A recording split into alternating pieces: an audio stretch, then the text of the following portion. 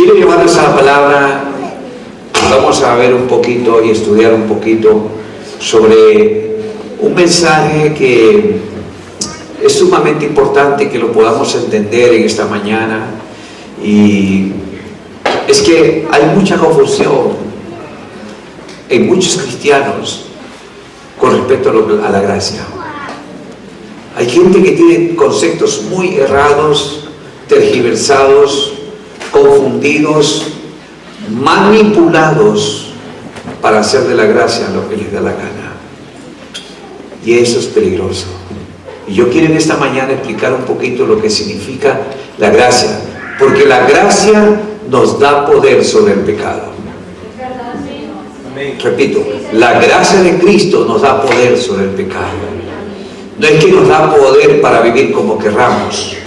No, la gracia de Cristo nos da poder para vivir libres del pecado y vivir en libertad. Y quiero llevarlos al consejo divino que está en el apóstol Pedro, El apóstol Pedro nos habla de esto un poquito. Primero en Pedro capítulo 4. Vamos a leer unos pasajes allí. Queremos dar la bienvenida a los hermanos gedeones también, ¿no?, que están acá. Bienvenidos, hermanos queridos.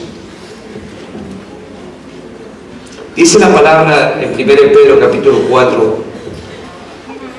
El apóstol Pedro está haciendo énfasis aquí en que los creyentes están llamados a ser buenos administradores de la gracia de Dios.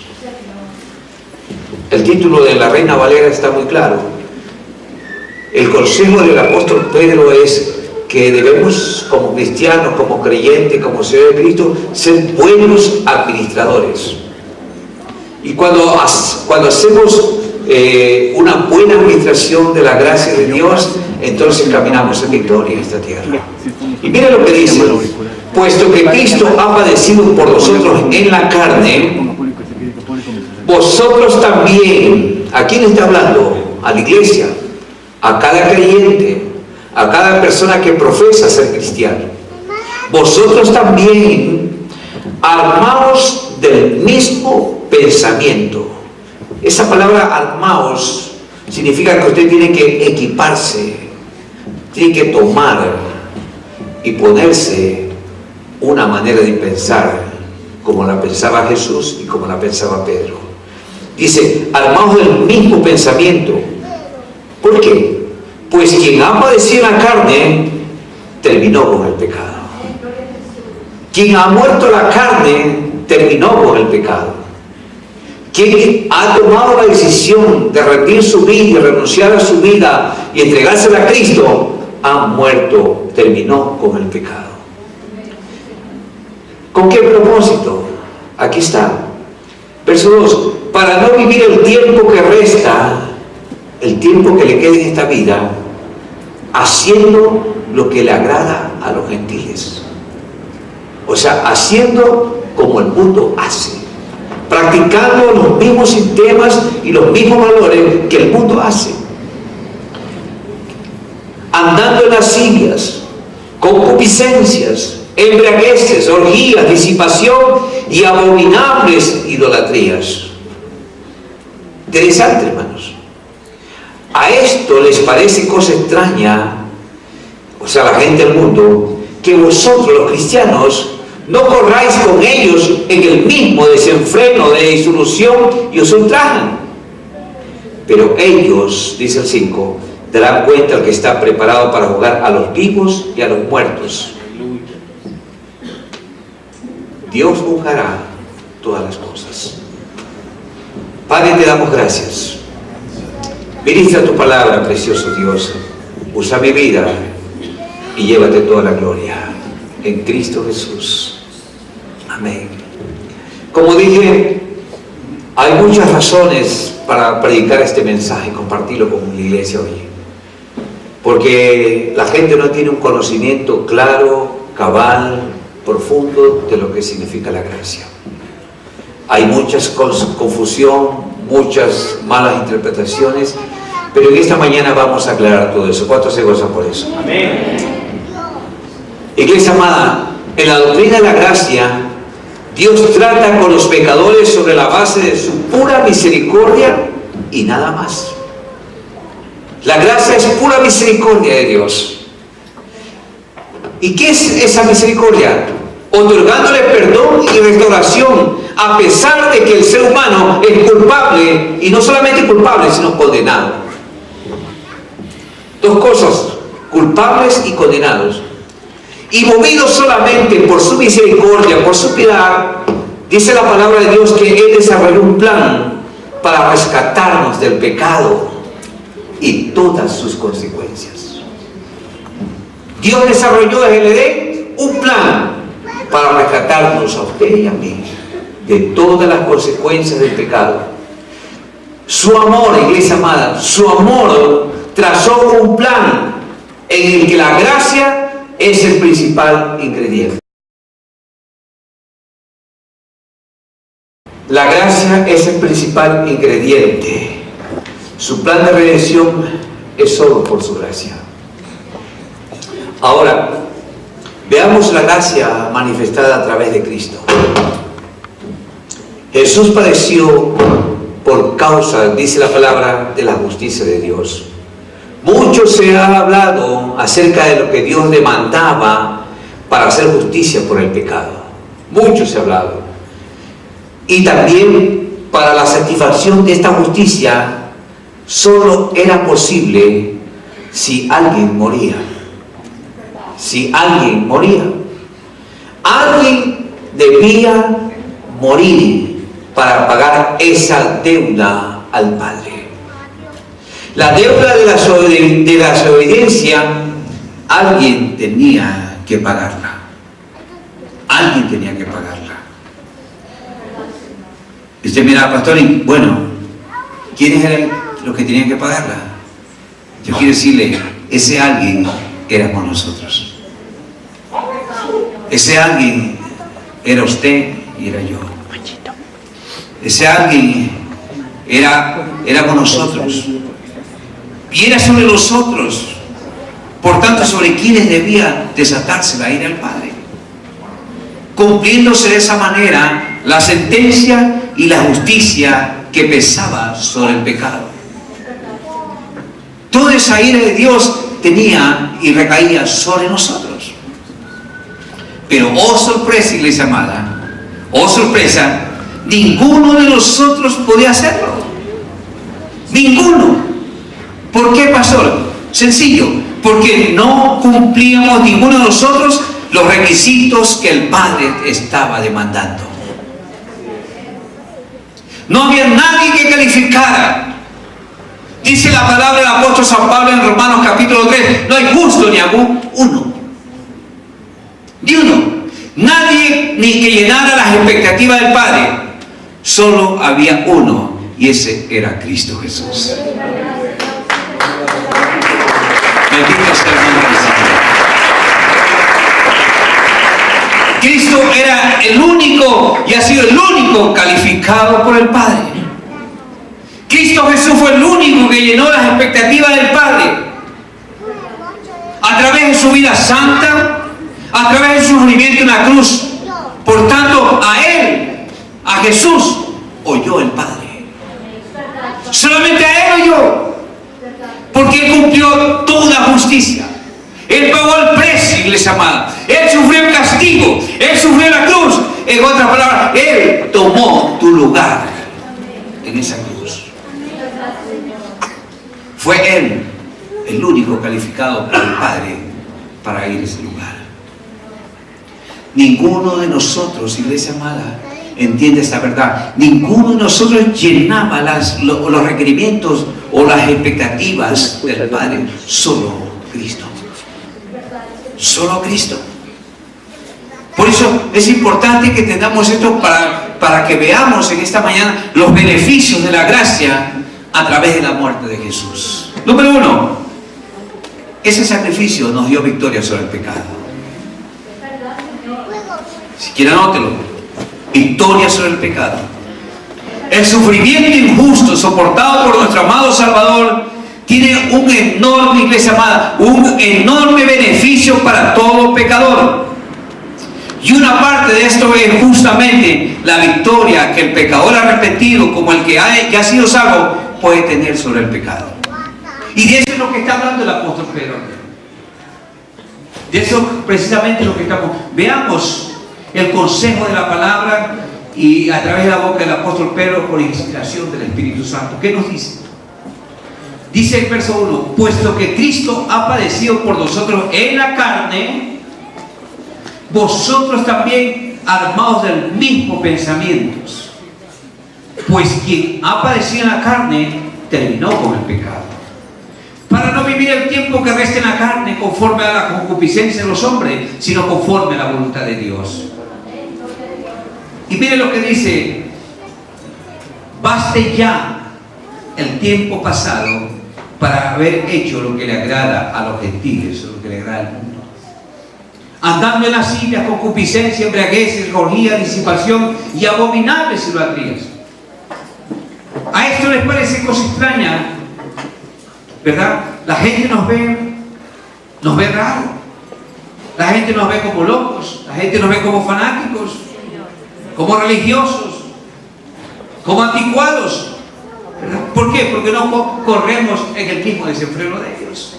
Y a eso les parece cosa extraña que vosotros no corréis con ellos en el mismo desenfreno, disolución y ultraje. Pero ellos darán cuenta al que está preparado para juzgar a los vivos y a los muertos. En estos pasajes, iglesia amada, lo primero que notamos es el fundamento de la victoria sobre el pecado. Dice el verso 1: pues quien ha padecido en la carne, quien ha muerto en la carne, quien ha crucificado la carne, ¿qué pasa? Terminó con el pecado. Aquí vemos claramente que Dios ha proporcionado por medio de la muerte de su propio Hijo no solo salvación y vida eterna, iglesia amada, sino que nos ha dado poder sobre el pecado. Y no solamente que nos ha dado poder sobre el pecado, nos ha dado poder sobre toda maldición, iglesia amada. Nos ha dado poder sobre toda atadura. Nos ha dado poder sobre toda opresión. Nos ha dado poder sobre todo principado, todo potestad, todo demonio. Nos ha dado poder, iglesia amada, sobre toda maldad, sobre toda esclavitud, sobre toda ceguera espiritual. Ese poder está en aquellos que han creído en Cristo.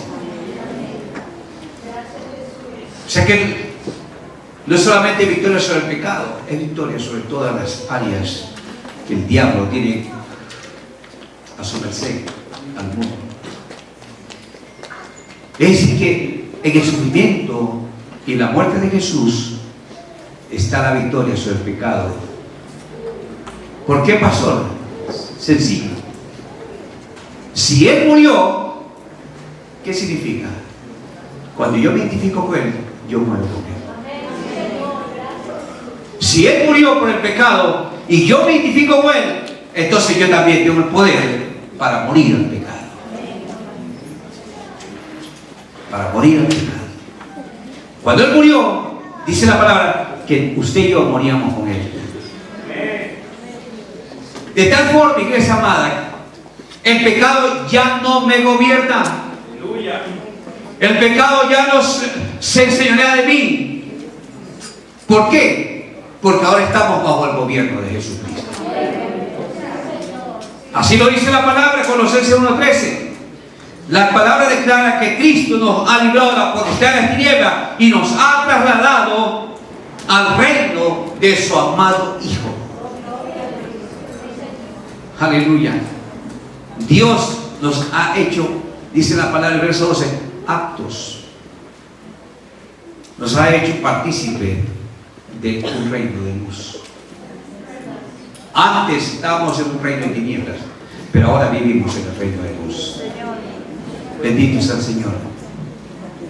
Quizá usted estará preguntándose, pastor, ¿y cómo yo activo la victoria de Cristo sobre mi vida? ¿Cómo? Y el apóstol Pedro lo dice muy claramente. ¿Cómo? Identificándome con Él en su sufrimiento. Identificándome con Él en su sufrimiento. La victoria sobre el pecado se activa por medio de identificarnos con Cristo, iglesia amada. Mi victoria está identificándome con Él.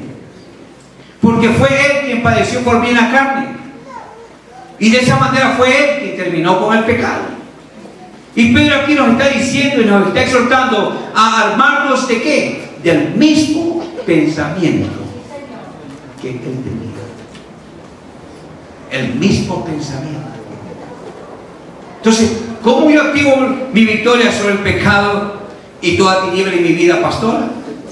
Sencillo. Desarrolle, cultive y afiance su concepción de lo que es Cristo en mi corazón. ¿De qué manera? Sature su mente y toda su vida con ese sentir divino.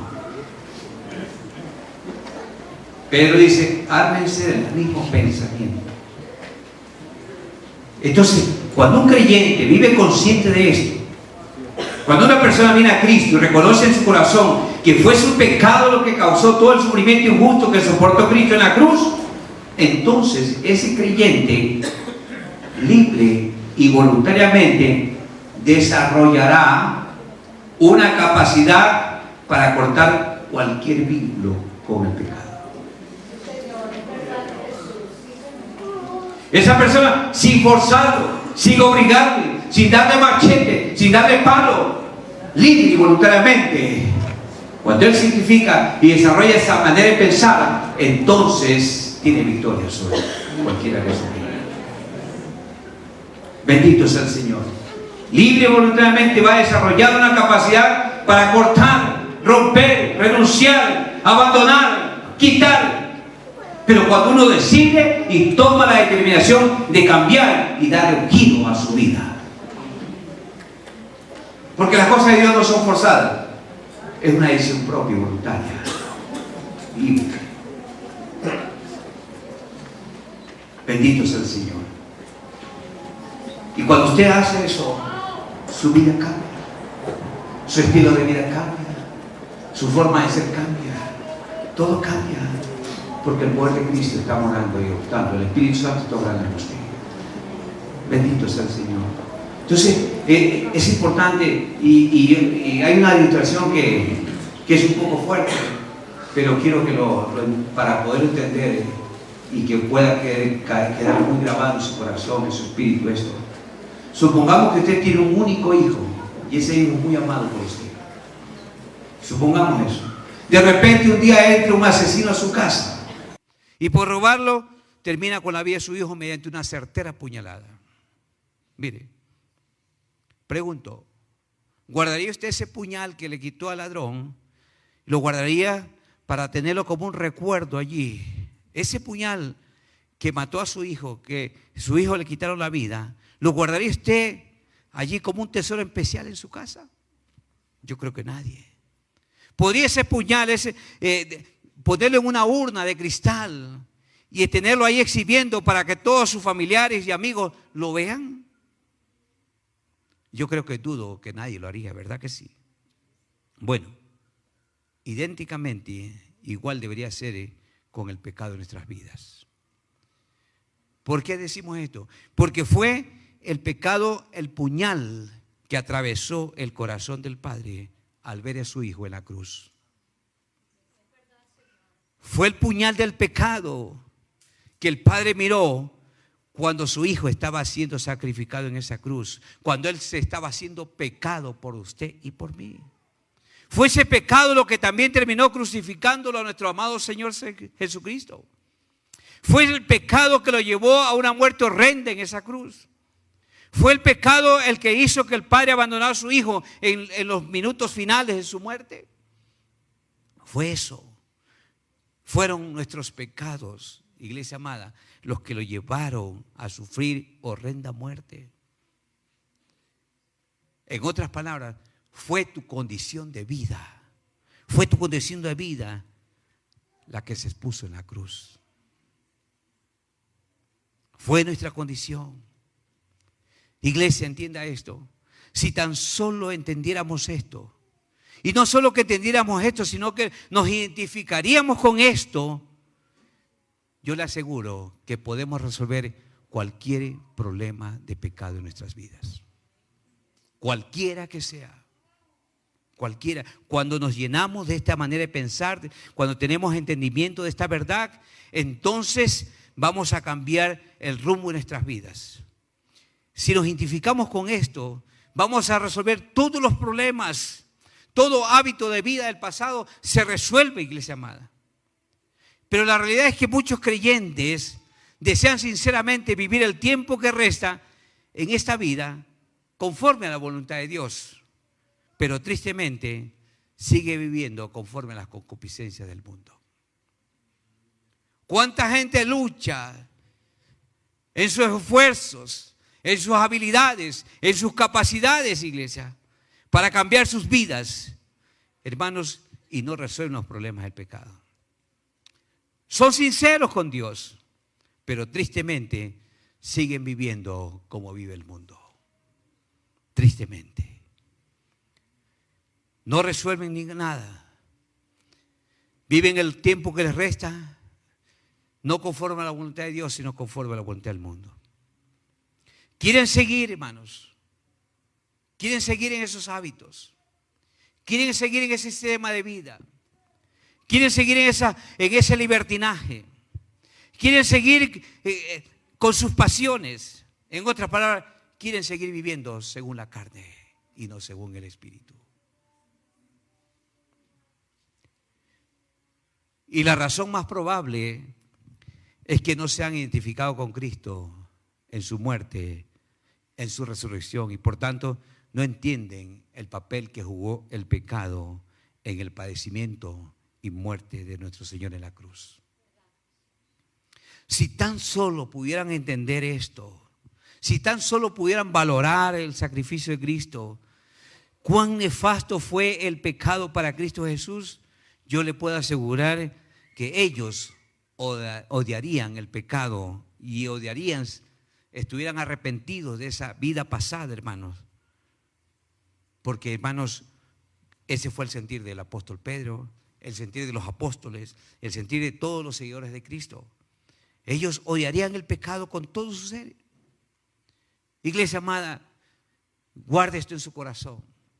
Cristo murió a causa de tu mentira y de mi mentira. Cristo murió a causa de nuestra autosuficiencia. Cristo murió por nuestro orgullo. Cristo murió por nuestra desobediencia. Cristo murió por todo lo malo que hemos hecho en la vida. Como pecadores, tantas cosas que hemos hecho. Yo quiero decirte en esta mañana, Cristo murió por todo eso. ¿Cómo yo podría entonces seguir viviendo sin entender esta verdad igual como antes vivía? ¿Cómo yo puedo practicar las cosas y seguir practicando las cosas que lo llevaron a Él a la cruz? Eso es inadmisible, eso es ilógico. Por eso en esta mañana yo quiero que usted tome conciencia de lo que causó nuestro pecado a Jesucristo, de lo que lo llevó a la cruz a Cristo. Cuando usted tiene conciencia, se arma de este pensamiento, yo le aseguro con toda seguridad que nos alejaremos lo máximo del pecado, porque ya el pecado no nos gobierna, ya el pecado no nos controla. Abandonaríamos de nosotros todo lo que le desagrada a Dios. Renunciaríamos a todo lo oculto, a todo lo vergonzoso en nuestras vidas, cuando hacemos conciencia y nos armamos de este pensamiento. Esta es la razón por la que Pedro está exhortándonos y está abogando en este pasaje de tener el mismo pensamiento, de desarrollar una manera de pensar que tuvo él. Pero está aquí haciendo que ahora nosotros tenemos y diciéndonos que ahora nosotros tenemos una nueva naturaleza. Está diciendo Pedro que Cristo hizo ya provisión para vivir la vida cristiana y no mundana. Por tanto, el pecado no debe gobernar nuestras vidas, iglesia amada. Ahora nuestras mentes, nuestros pensamientos deben ser guiados por el Espíritu Santo de Dios. Y nuestra vida tiene que ser afirmada cada día en la manera de Dios, no a la manera del mundo. ¿Con qué propósito, pastor? El verso 2 dice, para no vivir el tiempo que resta en la carne. El resto de vida que tenemos, ya no vivirlo como vivíamos antes, conforme a las concupiscencias de los hombres, sino conforme a la voluntad de Dios. Tu vida ya no gobernada por los sistemas del mundo, sino gobernada por los sistemas divinos. La victoria sobre el pecado conseguida para nosotros en la cruz del Calvario por nuestro Señor, iglesia amada, tiene un cambio y un efecto dramático en nuestras vidas. ¿Por qué? Porque hace que el resto de tiempo que tenemos para vivir en este mundo no vivamos para satisfacer nuestros propios deseos egoístas o para hacer la voluntad nuestra, sino para hacer la voluntad de Dios. Para ya no vivir en esa concupiscencia en los hombres, sino que vivamos para hacer la voluntad y el caminar de Dios. Hacer la voluntad de Dios, iglesia. Todo eso, ¿cuál es la voluntad de Dios, pastor? Lo que está escrito en su palabra. Ahí está la voluntad de Dios para nuestras vidas. Mire, hermano, la victoria que nos dio Cristo en la cruz sobre el pecado es lo que nos permite vivir para Dios y no para nosotros mismos, mientras permanezcamos en este mundo. En tercer lugar, algo que notamos es que la victoria sobre el pecado está relacionado con un nuevo estilo de vida en el creyente. Dice Pedro en el verso 3, ya basta el tiempo pasado para haber hecho lo que le agrada a los gentiles, andando en sus lascivias, todas las prácticas del mundo, las concupiscencias, embriagueces, orgías, disipación y abominables idolatrías. Así vive el mundo, iglesia. ¿Cómo vive la gente que no conoce a Dios, sin temor a Dios? Así viven. Viven enfrascados en sus sistemas, costumbres, hábitos viejos. Satanás quiere que tú sigas viviendo igual que antes. El diablo quiere, pero Dios te quiere diferente. Dios nos quiere diferente. Dios nos quiere distinto. Dios nos quiere nuevo. Dios nos quiere transformados. Dios nos quiere transformados, hermano. Y aquí Pedro nos transmite la idea de darle un giro diferente a nuestras vidas en relación a la vida pasada. Mire, cuando vivimos en Cristo, andábamos en todo lo que le agradaba a los gentiles o a los incrédulos o a los mundanos. Pero cuando venimos a los pies de Cristo, iglesia amada, cuando creemos en Cristo, cuando nos identificamos con Él en su sufrimiento, nuestras vidas empiezan a tomar un rumbo totalmente diferente. Nuestras vidas comienzan a cambiar. ¿Cómo? ¿De qué manera? No me lo pregunte, porque es una obra del Espíritu Santo en nosotros. Su gracia nos inunda. Mire la canción que hemos adorado al Señor. Su presencia, su amor nos cubre. Y cuando nos identificamos, nos armamos de este mismo pensamiento, como dice el apóstol Pedro, entonces nuestras vidas van a ser transformadas, cambiadas, regeneradas, distintas. ¿Cómo? Cuando usted se da cuenta, ya no es el mismo. Si antes usted era un mentiroso, un farsante, ya ahora dice verdad. Si usted tiene esos hábitos, vicios, tantas cosas, hermanos, cuando usted se da cuenta, ya no quiere, ya no le desea, ya no le place, ya no le gusta, rechaza. ¿Por qué? Porque usted se está armando del mismo pensamiento que lo llevó a la cruz a Cristo, el pecado. Por eso Pedro dice, ya basta el tiempo para haber hecho lo que le agrada a los gentiles. Esto nos habla de un cambio de vida. ¿Cuántos dicen amén a esto? Esto nos está hablando de un nuevo estilo de vida. Y los creyentes vamos a tener un estilo de vida diferente al de los incrédulos. Y según Pedro, los incrédulos andan en toda clase de lascivia, hermano. Mire, significa que ellos no se detienen ante nada con tal de satisfacer cualquier apetito del cuerpo.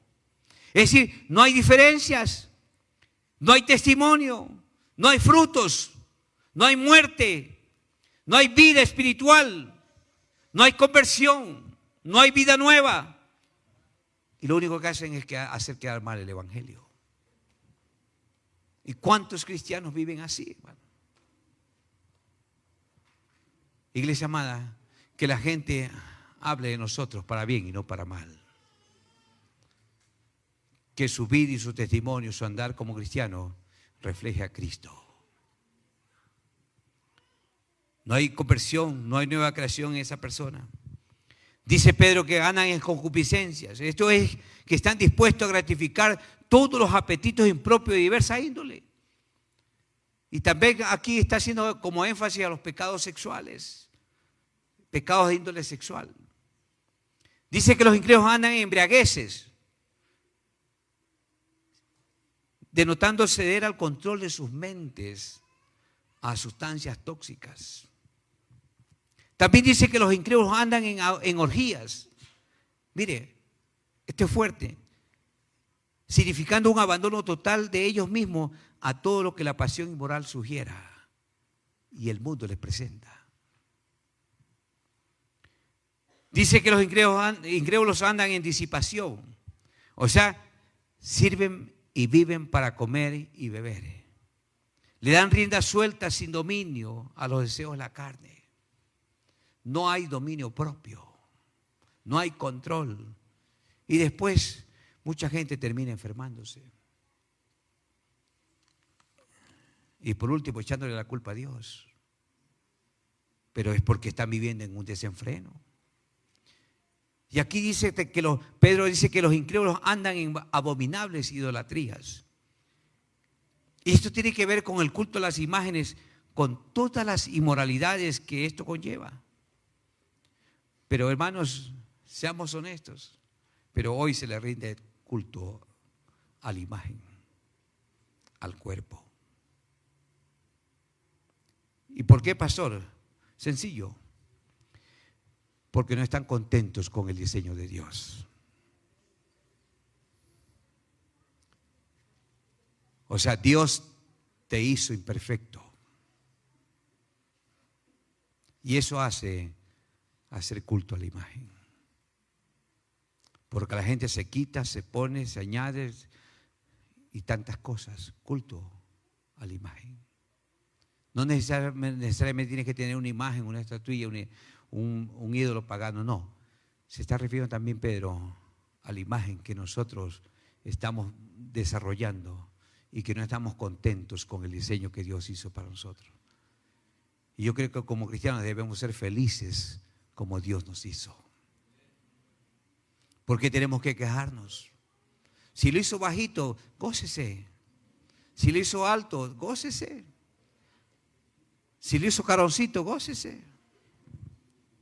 Si le hizo la nariz un poquito aguileña, gócese también. Si le hizo orejas chiquitas, gócese. Alégrese, Señor, gracias porque así me diseñaste tú. Amén. Hermanos, vemos aquí que, por eso dice Pedro, ya baste el tiempo pasado para toda esta inmundicia. Porque de aquí en adelante ustedes deben ser personas diferentes, personas distintas, personas alejadas de todo aquello que practicaban antes de ser creyentes. Y todo ello será el resultado de ¿qué? De comprender e identificarnos con Cristo en todo su sufrimiento. Es decir, que el tiempo pasado pierde su atractivo.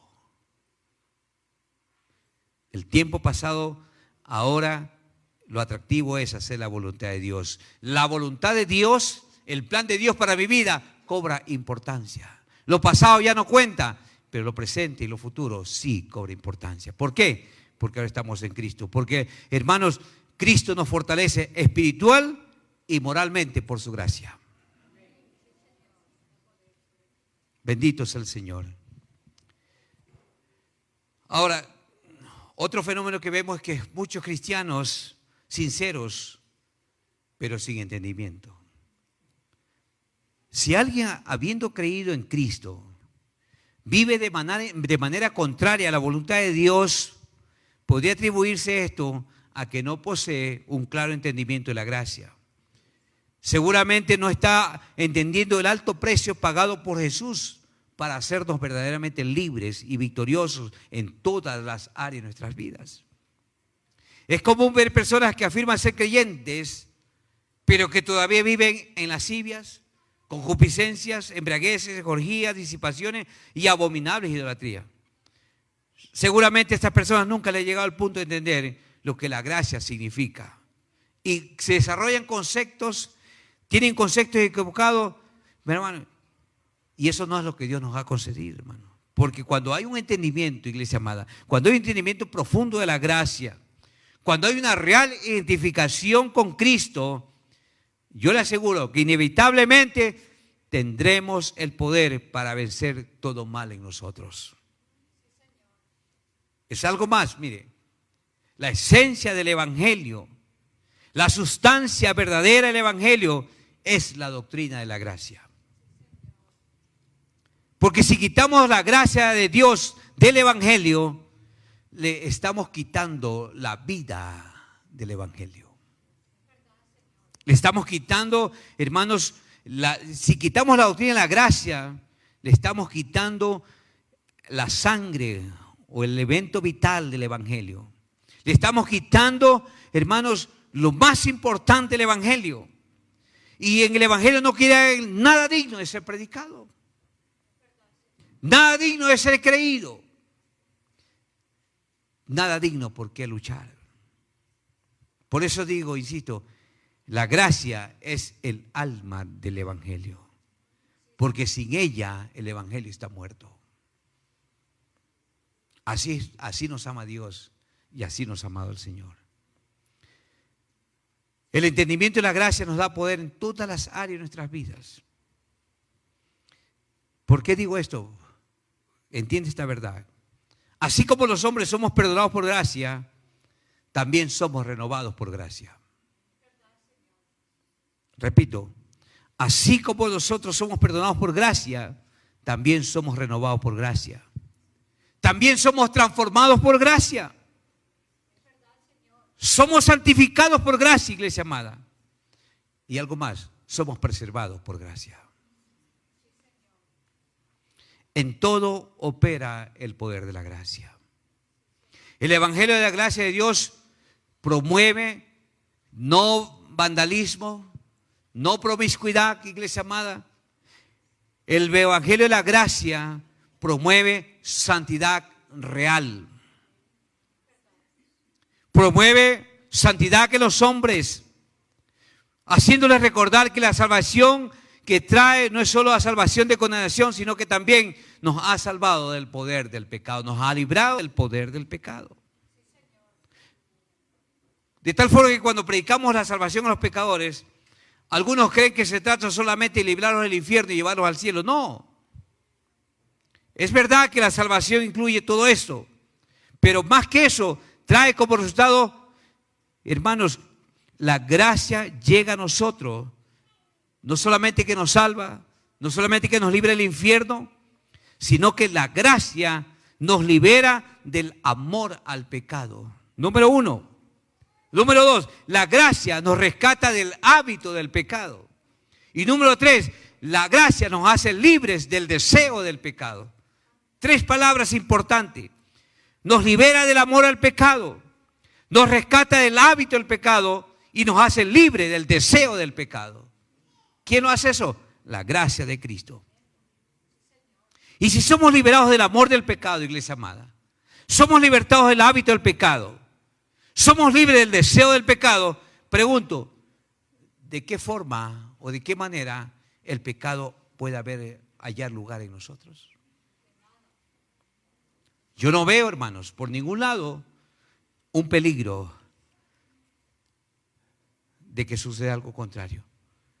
Dios, por su misericordia, está dispuesto a liberarnos de todas estas cosas.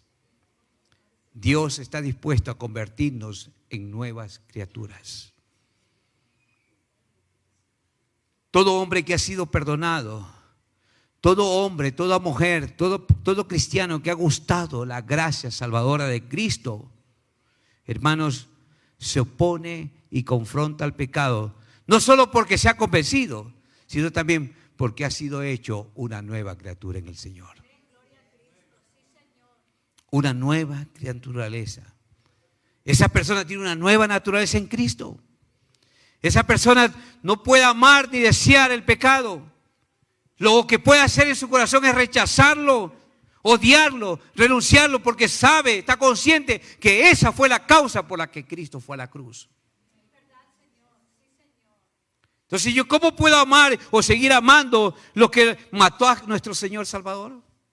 De ninguna manera. Odiarlo, rechazarlo, renunciarlo, apartarme de Él. El problema es que muchos cristianos entienden la gracia a su conveniencia para seguir llevando vidas promiscuas, vidas desordenadas, vidas deshonestas. Y aquí dice, porque por esto también ha sido predicado el evangelio a los muertos, para que sean juzgados en carne según los hombres. Pedro es muy claro en esto, mamá. Bendito sea el Señor. No puede amar, no puede desear el pecado. Y algo más, esta obra no es de los hombres. Esta obra es del Espíritu Santo de Dios. Toda esta obra es llevada a cabo por el Espíritu Santo. Toda esta obra es efectuada por el Espíritu Santo. Porque el Espíritu Santo, cuando hay un corazón que está dispuesto, un corazón que está abierto, que está disponible, un corazón que está sensible, un corazón que está tiene el deseo de cambiar, hermano, el Espíritu Santo viene sobre ese creyente y lo transforma. De tal forma que su ignorancia es suprimida, sus afectos son cambiados, su entendimiento es iluminado, su voluntad es sometida, sus deseos son refinados y sus vidas son cambiadas. De hecho, el creyente es como un recién nacido, para quien todas las cosas son hechas nuevas. Son hechas nuevas. Todo este cambio que se produce en el creyente es comparado en la Escritura con la resurrección de los muertos o con una nueva creación o como un nuevo nacimiento. Y esto es lo que ocurre en todo hombre que llega o toda mujer que llega a ser partícipe de la gracia inmerecida de Dios. Se lo dijo Jesús a Nicodemo en San Juan capítulo 3, verso 3. ¿Qué le dijo? Nicodemo, es necesario que tú nazcas de nuevo. O sea, ¿tú quieres gustar de mí? ¿Tú quieres ser un seguidor mío? Pues tienes que nacer de nuevo. Se lo dijo Jesús a Nicodemo. Nace de nuevo. Y así como Nicodemo, los hombres que han hallado gracia vuelven a nacer. ¿Cuántos han nacido de nuevo aquí? Denle un aplauso al Señor.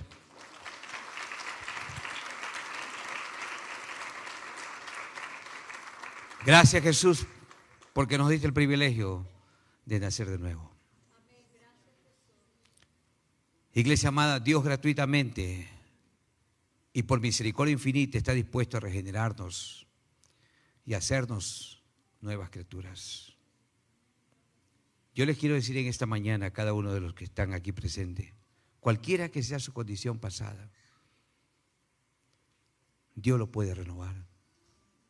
Dios lo puede cambiar.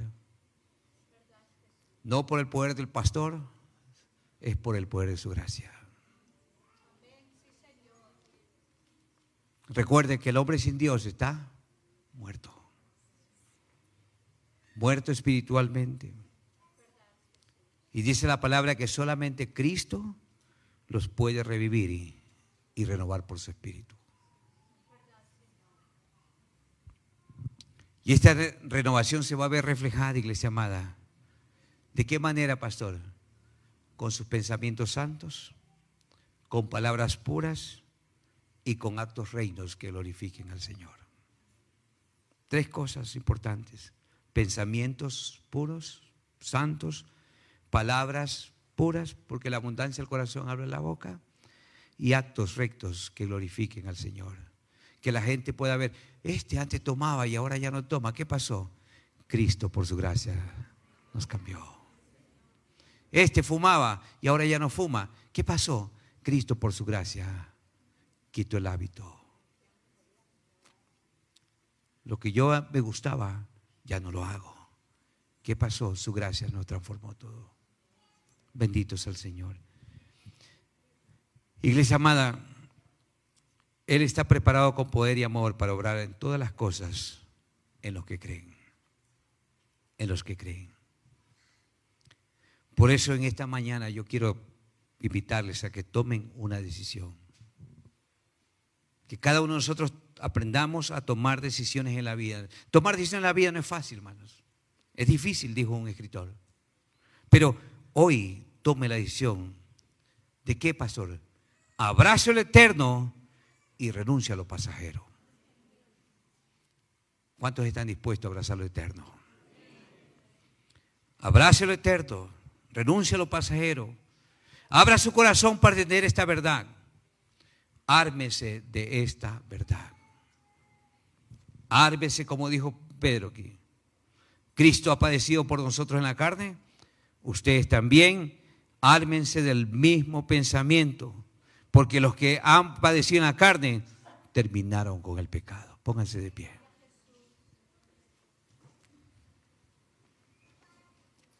Gloria al Señor. Quiero invitar a los consejeros al altar, por favor, si nos ayudan con una alabanza. Los salmistas, los consejeros al altar, por favor, rapidito, vénganse para acá.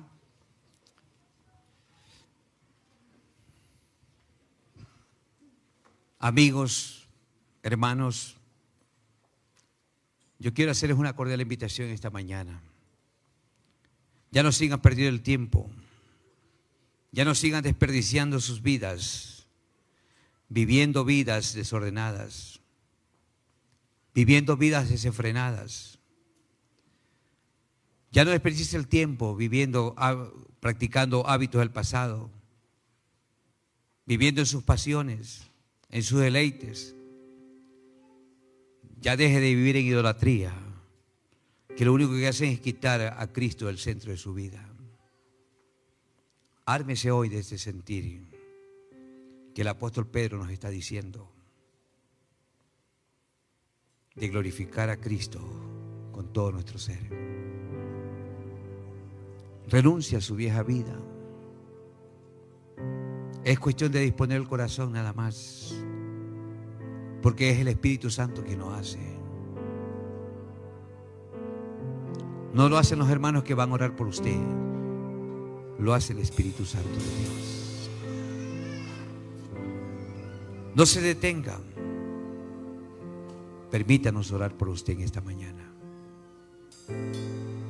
Permita que el Espíritu Santo haga un milagro en su vida. Si todavía usted está viviendo en todo este tipo de pasiones, concupiscencias, todas estas cosas que el apóstol Pedro nos está diciendo aquí, porque así vive la gente del mundo, así viven los gentiles, así viven practicando lascivias, concupiscencia, embriagueces, orgías, disipación, idolatrías. Así vivíamos muchos, pero la gracia de Cristo nos cambió, nos dio el poder para. Y usted tiene la oportunidad en esta mañana también. Es cuestión de que usted disponga su corazón. Mientras adoramos al Señor, el altar está abierto para usted. Estas personas están preparadas para orar por usted. Venga con libertad. Nadie lo juzga, nadie lo condena, nadie lo está criticando ni señalando. Es usted y Dios. Abrácelo eterno en este día.